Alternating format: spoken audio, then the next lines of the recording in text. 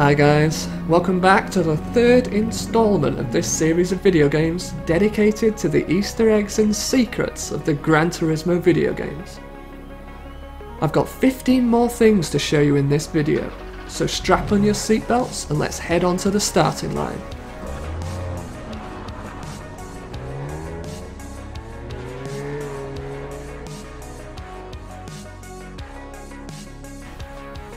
Number 1.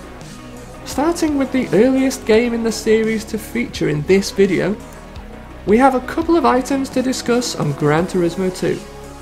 The first of these is something you've probably looked at 1,000 times if you've played the game, but never given any real thought to it. What I'm talking about here are the maps that form the backgrounds to the overworld screen and each of the cities. North, South, East and West. They seem fairly innocuous, but the secret here is that they are actually real-world locations.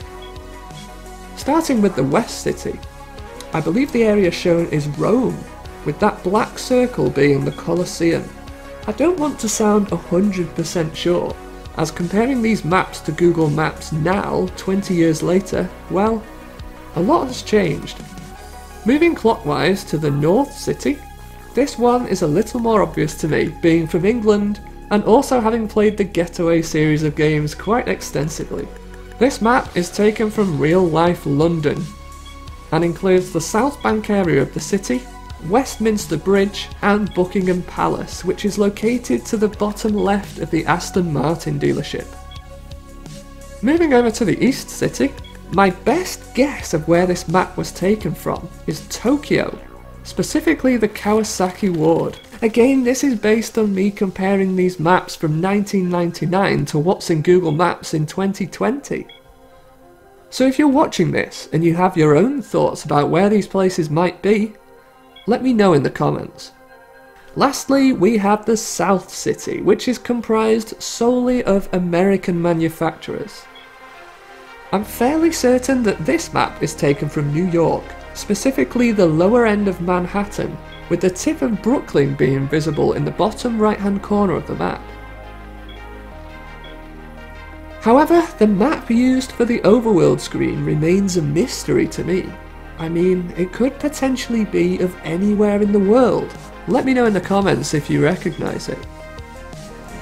Number 2. Sticking with GT2, we turn our attention back to the South City, and to a specific car which you can purchase from the Ford dealership. That car in question is the Saleen SR widebody. Look closely at the back of the car where the license plate would be, and you can see an advert for the TV show Home Improvement, which starred Tim Allen and ran from 1991 to 1999. If you can't make it out, as it is quite pixelated, you can also see it on the bonnet of the car, or the hood in North America. So why is there an advert for an American TV show on the car? Well, I did some digging and I found out that this sponsor was taken directly from the real life car, on which the Saleen SR widebody is based. The number 55 car was driven by Ron Johnson and Terry Borchella, who participated in the GTS class of the 1999 American Le Mans series. The car achieved a 7th place finish in the Drivers' Championship and a 3rd place finish in the Teams' Championship. So, consider this mystery solved. Incidentally, on the demo version of Gran Turismo 2, the car also had its real-life BASF logos too, which were removed on the final game. Number 3. Now we move on to Gran Turismo 3, the first GT title to grace the PlayStation 2. This one is more of a secret than an Easter egg. But did you know that if you go to arcade mode and then press and hold L1 and R1 at the difficulty selection screen, hard mode will turn into professional mode, an even harder level of difficulty. You now have 10 laps to race instead of 5, you have tyre wear to factor in, and I believe the AI is also harder to beat. On Gran Turismo Concept, this feature is also present. However, the name has changed from professional mode to ace mode. Number 4. Sticking on GT3, we must once again discuss a specific car. Making its debut in the series was the Toyota Sprinter Trueno GT Apex AE86 Shuichi Shigeno version, which went on to appear in subsequent GT titles, right up until Gran Turismo 6. So, why should this car be featured in an Easter eggs and secrets video? Well, it was built to order for its real-life owner, Shuichi Shigeno, the author of the Initial D Japanese manga. It's loosely based on the Sprinter Trueno which features in Initial D, and features numerous modifications over the standard Trueno, including a carbon hood which saves around 100 kilograms in weight, and a brake horsepower output of 207. Number 5. This is one of those Easter eggs that everybody keeps asking me to include, so here you go guys. If you drive the Apricot Hill circuit backwards and drive round the first corner, you can see smoke coming off the hills that are located off circuit behind the grandstands which overlook the chicane. Now this is of interest to gamers, as on Gran Turismo 3 it wasn't present, as you can see here. So why was this added in on Gran Turismo 4? In my opinion, I think they just probably wanted to include an additional level of detail to the scenery surrounding the track. But I can't help wonder where that smoke is coming from. Number 6. The last Easter egg on the PS2 Gran Turismo games is located on Twin Ring Motegi. Just after the start-finish line, and at the end of the pit lane, you can see advertising for Namco, the Japanese video game developer. This isn't the only time another video game creator was advertised in Gran Turismo though, so check out the first 2 videos in this series to see some more. Number 7. Hopping over to the PlayStation 3, we turn our attention to Gran Turismo 5. One of my favourite things about GT5 was that they brought back the racing modification option, but only for a select few cars. 2 of those cars were the Chevrolet Corvette Z06 C6 from 2006 and the Corvette ZR1 C6 from 2009. Harking back to the old days of Gran Turismo 1 and 2 where racing modifications were adapted from real-life racing cars, these 2 Corvettes are no different. Their racing modifications are based on a stalwart of the GT series, the Chevrolet Corvette C5R, which debuted in Gran Turismo 3. The Z06's racing modification is partly silver, which cannot be changed, I don't think. Only the front part of the body colour can be resprayed. However, the ZR1 has a much more fitting white colour scheme, and when the front half is painted yellow, fully resembles the famous Corvette C5R. Number 8. In 2013, IGN published a trailer for a car which would make its debut on Gran Turismo 5, 3 years after the game's release. And this car was the new Honda NSX, the latest version of another Gran Turismo stalwart vehicle. In previous parts of this series of videos, we discussed how the trailer shows the car driving on parts of the special stage Route X track which are unreachable for players. But that wasn't the only interesting thing about this footage. It also shows the NSX driving on Seattle Circuit, a track which debuted in Gran Turismo 2 and made its last appearance so far on Gran Turismo for the PSP, never making it to next-gen consoles.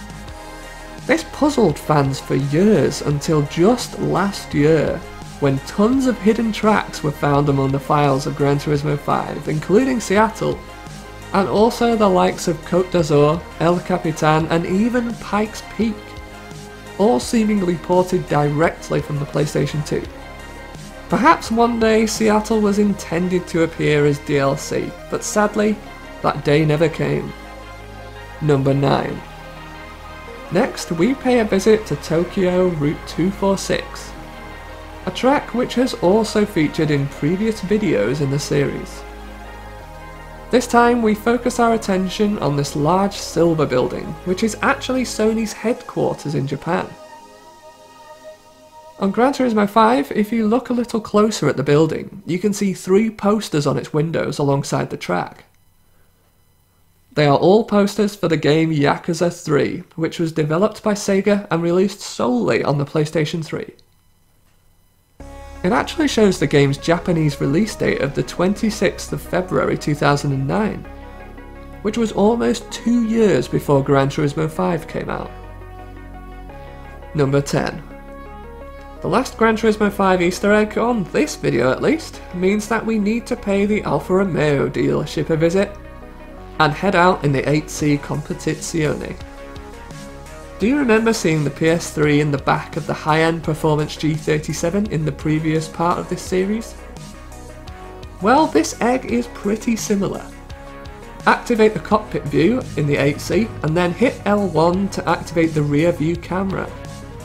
In the back seats of the car, you'll see 2 Alfa Romeo branded luggage cases.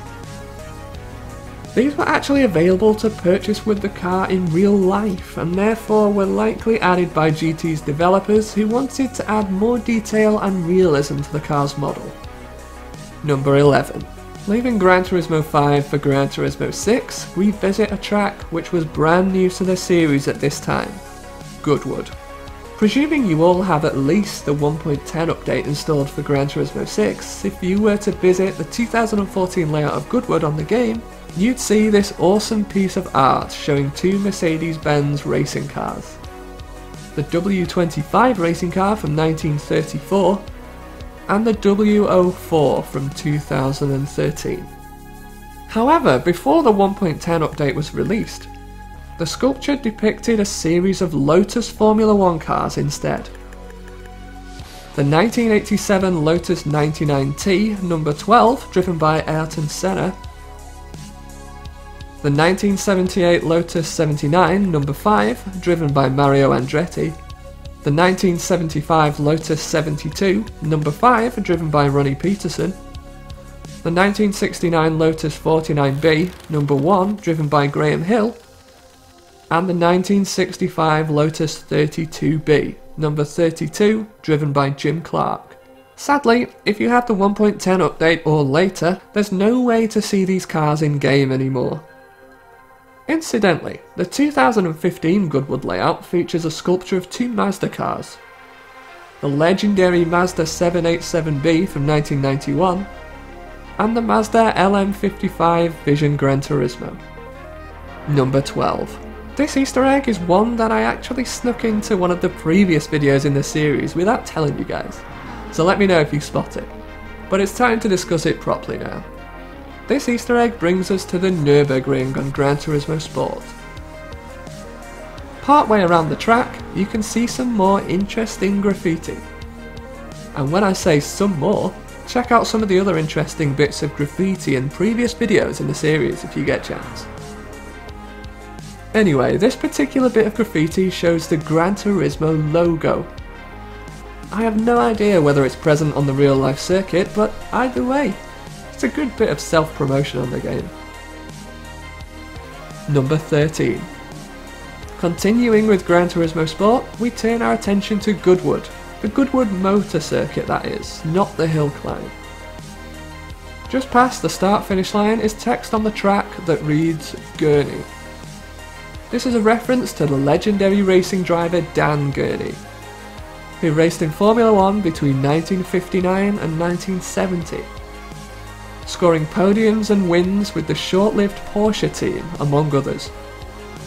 Dan Gurney passed away in 2018, and his name on the Goodwood circuit is in memoriam to him. Goodwood refer to him as a great friend of the circuit on their official website, with a celebration of his racing career being held there in 2012. Number 14. We move from one sad story to another, I'm afraid, and we move over to Laguna Seca in America. Similar to the tribute to Dan Gurney at Goodwood, there is a big number 69 before the final corner of the circuit. This is a tribute to the late Nicky Hayden, the 2006 MotoGP World Champion, who hailed from the USA and sadly died in a road traffic accident in Italy in 2017. According to online sources, the number 69 was the same number his father rode with, which was originally selected due to the fact that it could be read even when his father's bike was upside down in the dirt. Rest in peace, Kentucky Kid. Number 15. Finally, we've come to the last Easter egg in this video, and I have saved a good one for last. For sale in the Nissan dealership is the Nissan GTR Group B rally car. If you were to purchase it, take it out on track, and use the game's photo mode to take a closer look at the roof, you might spot a small QR code. If you were to scan this QR code, guess where it would take you? That's right, to the official Gran Turismo website, of course. And this brings us to the end of the third installment of Easter eggs and secrets in the Gran Turismo series of video games. Thanks for watching, and see you for part 4.